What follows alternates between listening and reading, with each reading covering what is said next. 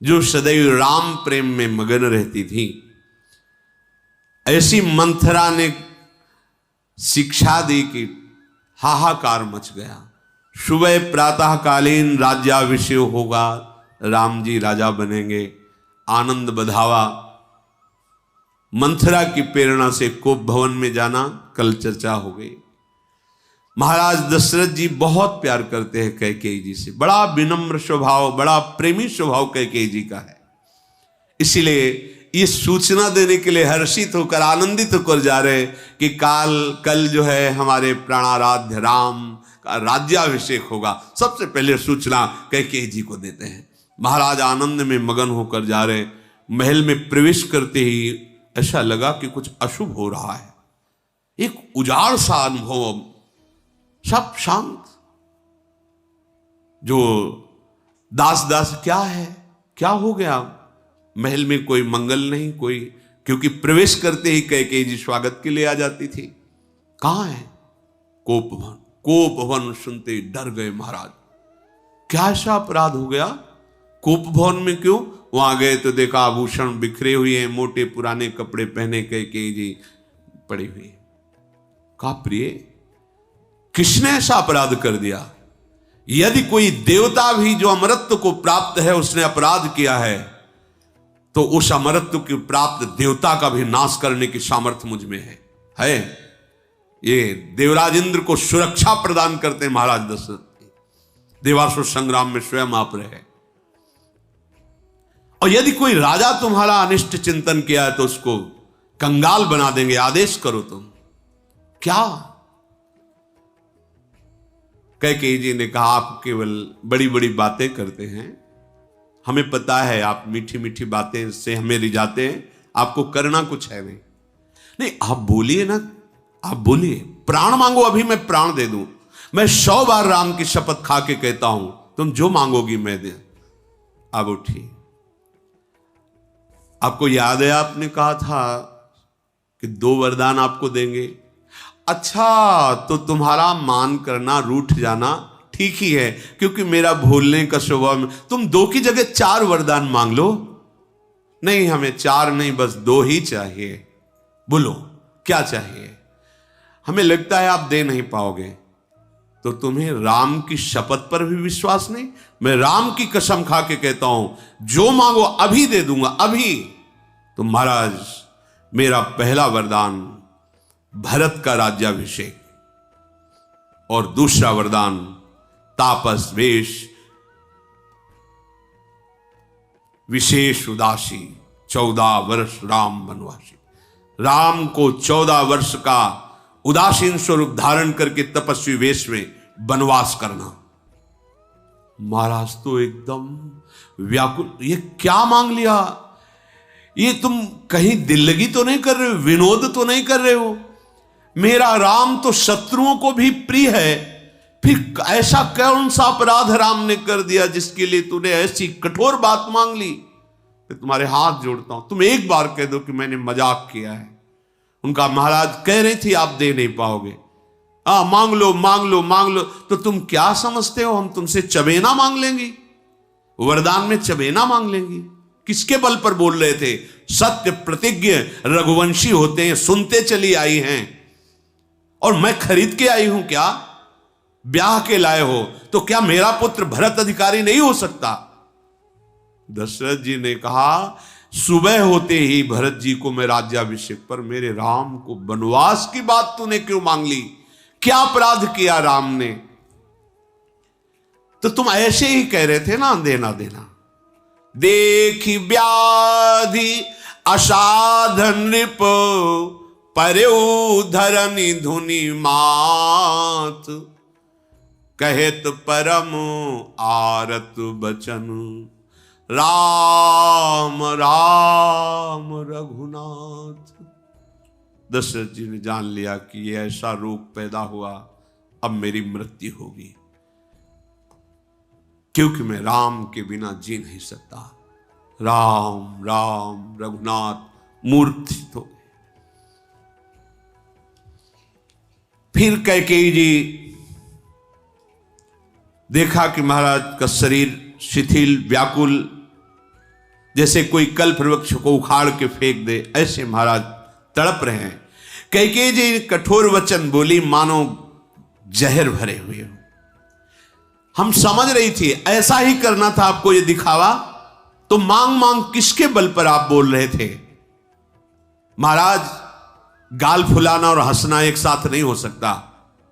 दुई की हुई एक समय भुआला, हंसब ठठाए फुलो गाला। या तो गाल फुला लो या ठठाकर हंस लो। अर्थात दानी कहलाना, सत्य प्रतिज्ञ कहलाना और फिर पीछे इस तरह का व्यवहार करना, ये एक साथ नहीं हो सकता। या तो प्रतिज्ञा छोड़िए और जगत में उपहास के पात्र बनिए कि रघुवंशी सत्य प्रतिज्ञ नहीं है। अरे सत्य के लिए तो शरीर, स्त्री, पुत्र, धन, वैभव तिनके के बराबर छोड़ दिया जाता है। ये स्त्री की भांति, ये आंसू बहाना, रोना, ये सब। कैकेयी ऐसे मर्म वेदी वचन। महाराज ने कहा आप कुछ बोल तो कुछ भी बोल, तेरा दोष नहीं है। मैं समझ गया हूं तेरे ऊपर वो पिशाच लगा है जो मुझे मार डालेगा, क्योंकि अब तू समझाने से भी समझ नहीं रही।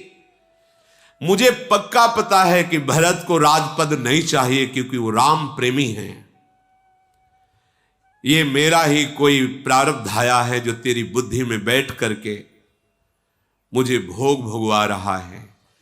पर एक बात सुन ले, तेरी उजाड़ी हुई अयोध्या फिर बसेगी, राम ही राजा होंगे और भरत उनके सेवक बनेंगे।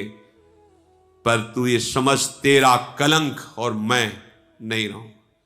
ये जो तेरा कलंक है ना, ये बढ़ता चला जाएगा, पर मैं नहीं रहूंगा। नहीं तुझे बताता कि देख तेरे किए हुए का परिणाम क्या है। अभी हमारे सामने से तू चली जा। कैकेयी जी वैसे ही खड़ी। फिर महाराज बदले, तेरे हाथ जोड़ता हूं, एक बार तू फिर कह दे कि मैं केवल परीक्षा के लिए आपसे ऐसा कह रही थी, अभी मेरे प्राण संचलित हो जाएंगे। हाथ जोड़कर करोड़ों प्रकार से विनय करते हुए महाराज समझा रहे हैं। कैकेयी जी में कोई फर्क नहीं पड़ रहा। महाराज बार बार राम राम रट बिकल भुआलू, जनु बिनु पंख बिहंग बिहालू। हा राम, ऐसा भूमि में पड़े हुए बिकल, जैसे किसी पंछी के पंख काट दिए गए हो और वो बिकल हो गया हो।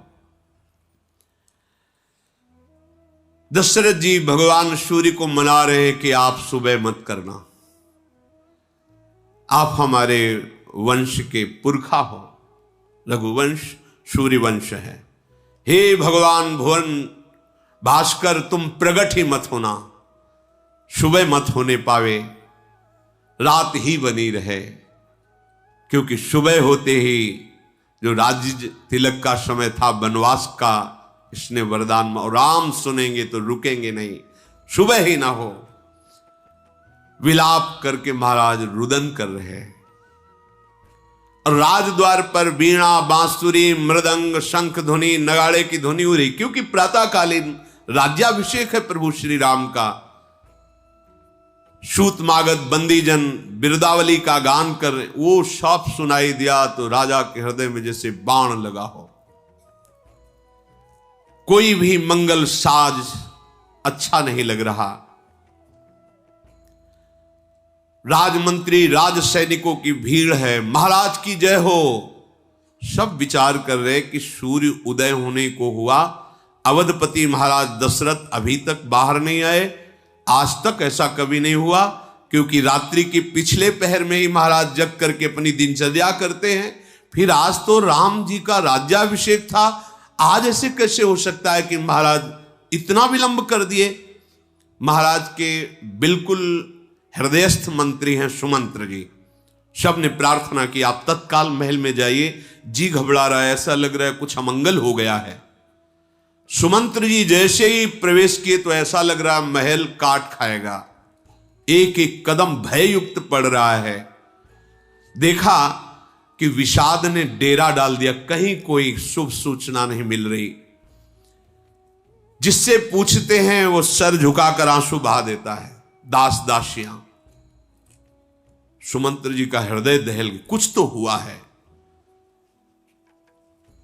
सेवकों ने इशारा किया है कोप भवन की तरफ, अब तो और होश, अब यहां क्या हुआ? महाराज तो राम का राज्याभिषेक करने वाले अभी हैं। यहां देखा तो कैकेयी सिंघनी की भांति जैसे अपने शिकार को अधमरा करके छोड़ दे, फिर सिंघनी देखे, ऐसे कैकेयी जी देख रहे, महाराज तड़प रहे। जय जयकार हो ध्यान ऋषि महाराज की। ये क्या, ये मैं क्या देख रहा हूं? प्रभु आप ऐसे जमीन पे पड़े, ऐसे असहाय पुरुष की तरह, क्या है? महाराज तो कुछ बोल ही नहीं पा रहे। कैकेयी जी ने कहा महाराज को रात भर नींद नहीं आई है। अब क्या कारण है वो तो जगदीश्वर जाने, बस इनके मुख से यही सुन रही हूं, राम राम हा राम राम राम। अब इसका क्या भेद है तो महाराज ही जाने। हमें लगता है यदि तुम राम को बुला लाओ तो शायद है कि ये जो स्थिति है ये बदल जाए, क्योंकि राम राम ही पुकार रहे हैं। कुछ नहीं बताया कैकेयी जी ने। सुमंत्र जी तत्काल नमन, क्योंकि जो महाराज का आदेश वही महारानी का आदेश, तुरंत सर नवाया और रास्ते में सोच रहे कोई तो कुचाल कैकेयी जी ने की है।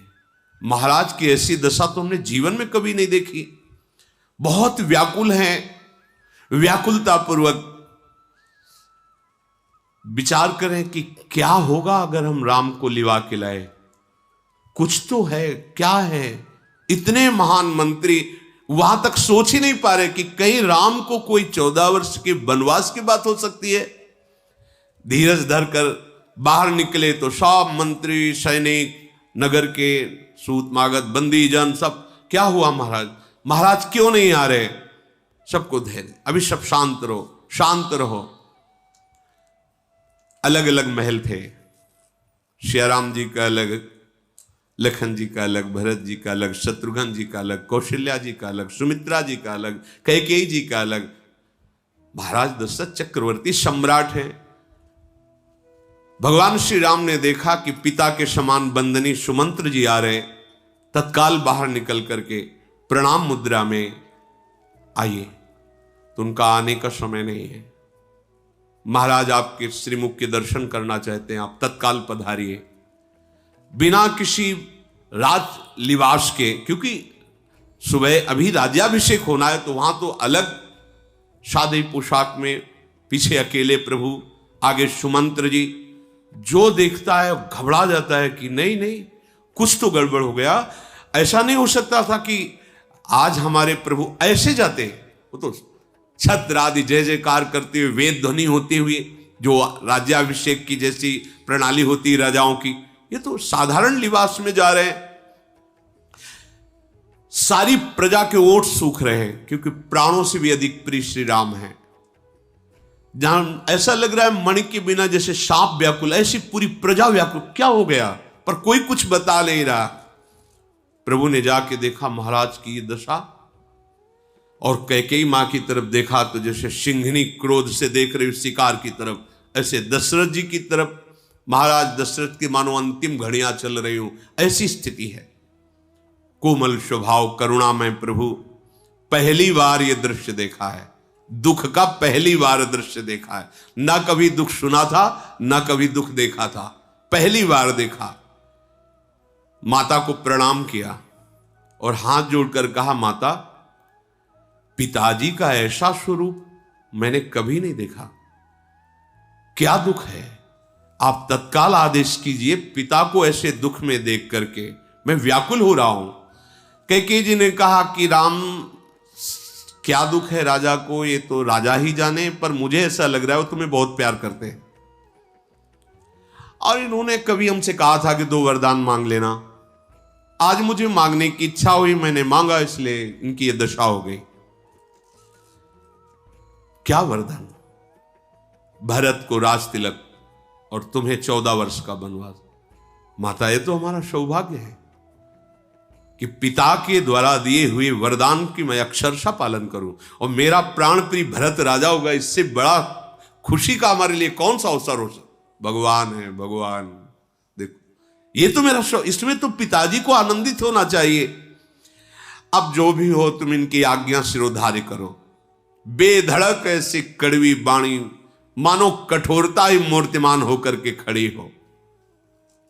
महाराज दशरथ के कान में तो शब्द पड़ ही रहे हैं, ऐसा लग रहा तक तक करके हृदय में बाण कह के ही मार रही है। सूर्य कुल के सूर्य स्वाभाविक ही आनंद निधान भगवान श्री राम प्रसन्न होकर के कह रहे हैं, माता आज मैं बड़भागी हुआ, पिता की आज्ञा से मुझे वनवास होगा और मेरे प्राण प्रिय भरत का राज्याभिषेक। मैं इतना सुखी हुआ मैं तुम्हें कैसे बताऊं।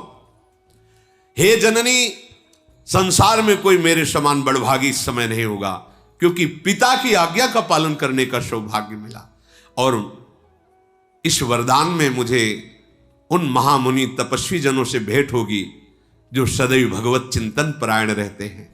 उनकी सेवा का अवसर मिलेगा और आपके हृदय में शीतलता होगी क्योंकि आपने वरदान मांगा है, और पिता का यश होगा क्योंकि उनकी सत्य प्रतिज्ञा। मेरा तो अहोभाग्य, अहोभाग्य। कैकेयी जी सुनकर मुस्कुरा रही है। दशरथ जी के ऊपर पहाड़ का पहाड़ दुख टूट रहा है कि राम भी वही बोल रहे हैं जिससे मेरे प्राण निकल जाएंगे। महाराज तो बड़े धीर और गुणों के अथाह समुद्र हैं। इस तरह से एक छोटी बात के लिए दुख नहीं करना चाहिए। रघुकुल श्रेष्ठ भगवान श्री राम मधुर वचन बोल रहे हैं। कैकेयी जी इसलिए प्रसन्न हो रही कि उनकी चाही बात पूरी हो रही है। कैकेयी जी ने कहा कि राम, सत्य कहती हूं, अगर तुम वनवास चले जाओ तो अभी महाराज सुखी हो जाएंगे। कैसा कठोर हृदय भगवान अपने लीला पात्र का कर देते हैं, कैसा कठोर। सत्य कहती हूं, अगर तुम अभी वनवास की तैयारी करो तो अभी महाराज स्वस्थ हो जाएंगे। तात तुम्हारा कोई अपराध नहीं है जिस अपराध के कारण हमने मांगा हो। राम, तुम सबको प्यारे हो, पर हमारी इच्छा हुई तो हमने मांग लिया है। तुम्हारी बलिहारी जाती हो, पिता की आज्ञा का तुम अक्षरशः पालन करो। मुख से तो वचन ऐसे बोल रहे, हृदय में बड़ा जहर भर गया है। एक कुसंग कितना बड़ा षड्यंत्र रच सकता है, देख लो।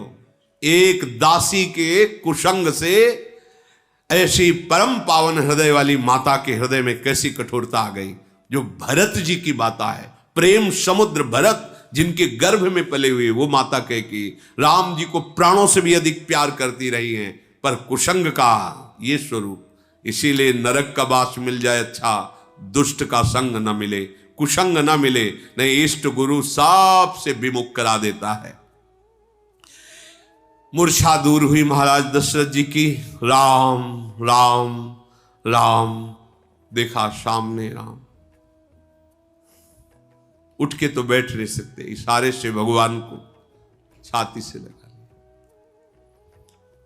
स्नेह से विकल होकर अश्रुओं से अभिषेक कर रहे हैं, जैसे सांप को खोई हुई मणि मिल गई हो।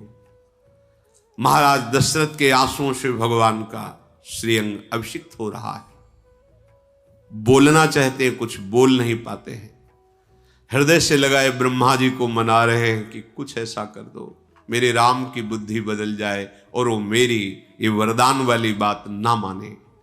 फिर महादेव जी को कहते हैं, सदैव आज तक आपने हमारे जो जो मन में आया है वो सब किया है। हे शिव, हे आशुतोष, हे औढ़रदानी, कृपा करो अपना सेवक जानकर और मेरे राम के हृदय में प्रेरणा कर दो कि मेरी बात वो ना माने, वो घर में रह जाए, जगत में अपयश हो, सारे पाप मुझे भोगने पड़े, पर मेरा राम मेरे से दूर न हो। हे महादेव, ऐसी कृपा कर दो श्री रामचंद्र मेरी आंखों से कभी ओझल ना हो। मन ही मन बोल रहे हैं, अंदर से प्रार्थना कर रहे हैं, आंखों से आंसू भगवान के तन में पड़ रहे हैं। प्रेम विवश देखा भगवान ने दशरथ जी को, हाथ जोड़कर कहा, पिताश्री ढिठाई करता हूं, मुझे बाल्य भाव में देखकर क्षमा कीजिएगा। इतनी छोटी बात के लिए इतनी विवशता आप में उचित नहीं है। आप महान धैर्यवान हैं। मां ने वरदान मांगा, आपने दिया, अक्षरशः उसका हम पालन करेंगे। 14 वर्ष क्या होते हैं, अभी गए, कुछ दिनों में वापस आ गए। पिताजी, इस मंगलमय स्नेह के समय आपको ये सब छोड़ देना चाहिए, ऐसा विकल नहीं होना चाहिए।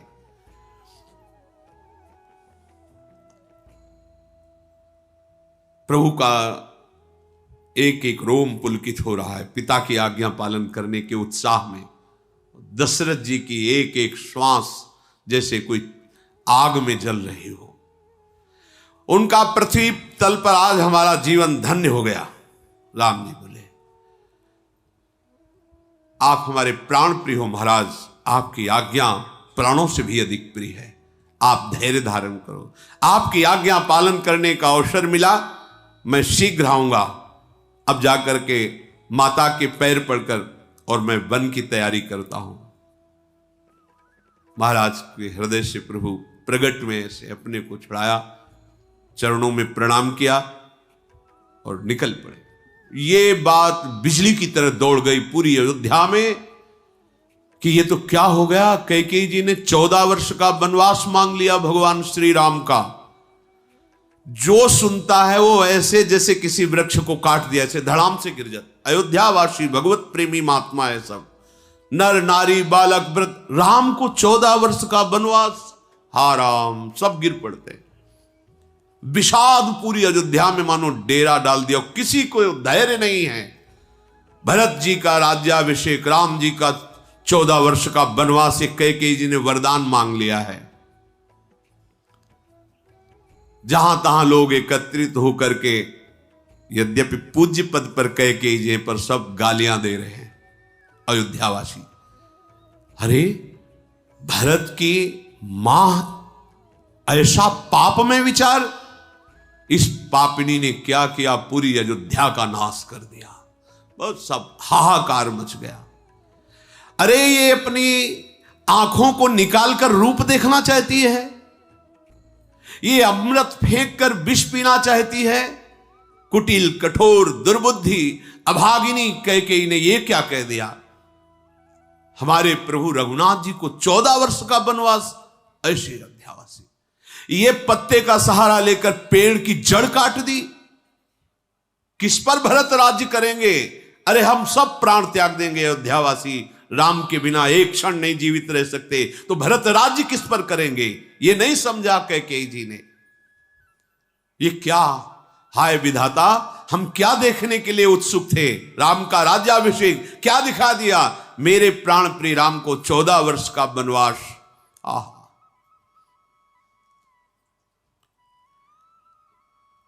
हमें पता है विधाता तू कैकेयी की आड़ में हम सबको महान दुख तो ही दे रहा है।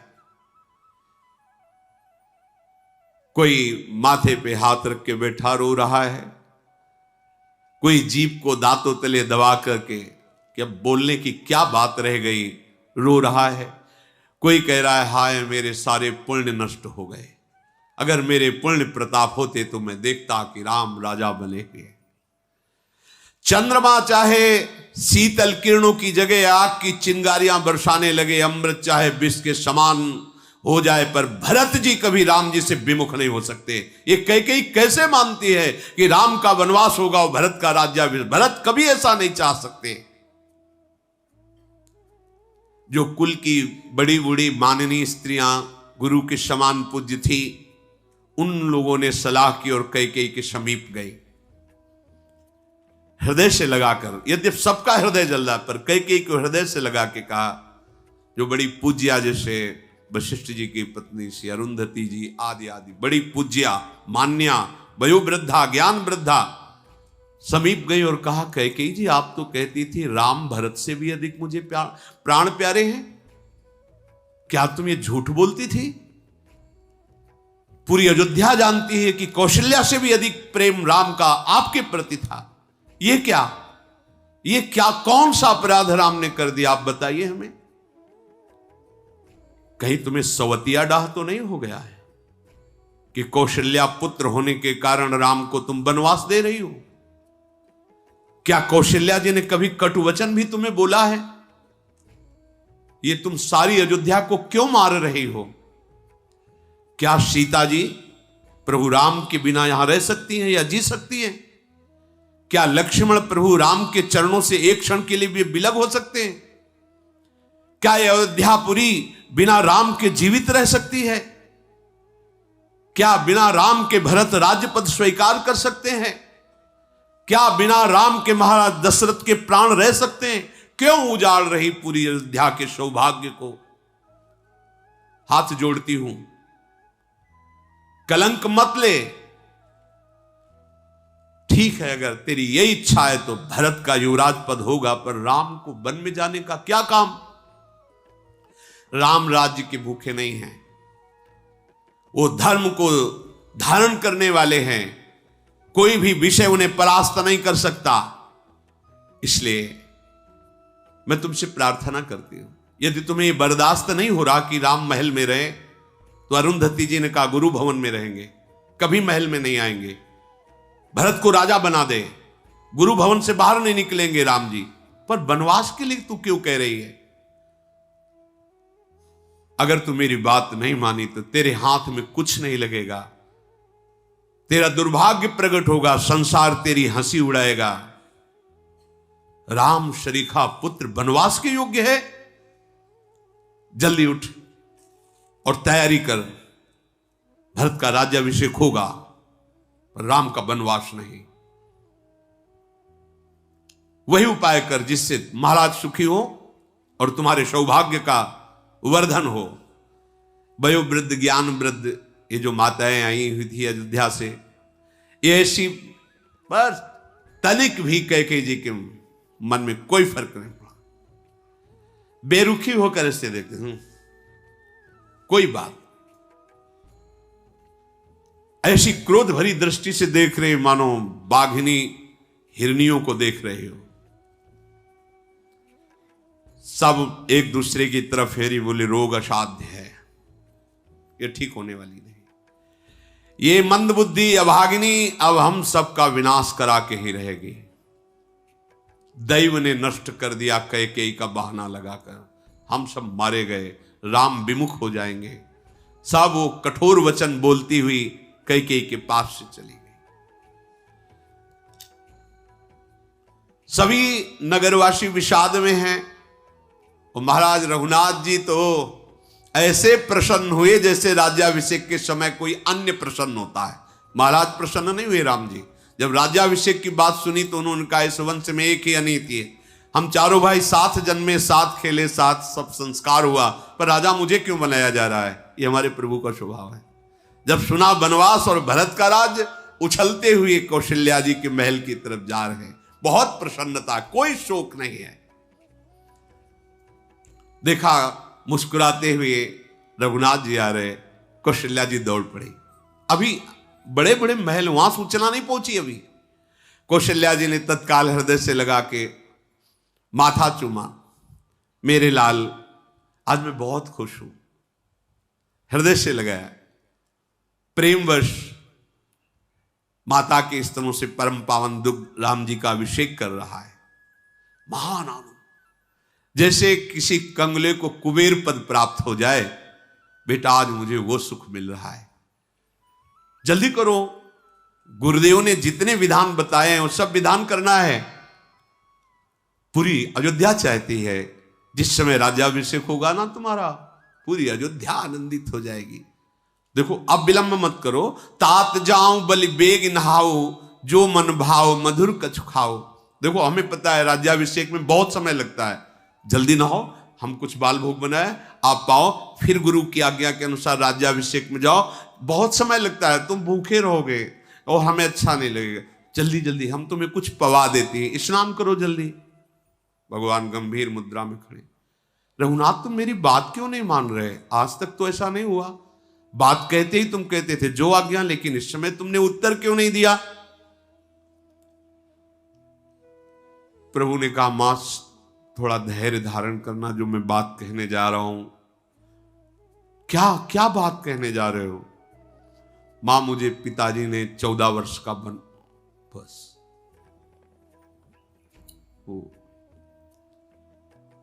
ये सब महान भगवत प्रेमी महात्मा हैं जो दशरथ जी बने हैं, जो कौशल्या, ये भगवान श्री हरि से ऐसा प्रेम किया कि अखिल कोटि ब्रह्मांडों के पिता को पुत्र बना दिया। इनके प्रेम का वनवास पिता ने मूर्छित हो गई, प्रभु ने संभाला। मां तुम इतना दुखी मत हो, 14 वर्ष ऐसे ही बीत जाएंगे, मैं लौट करके आपके चरणों में फिर बैठूंगा, आकर आपके श्री चरणों का दर्शन मैं करूंगा।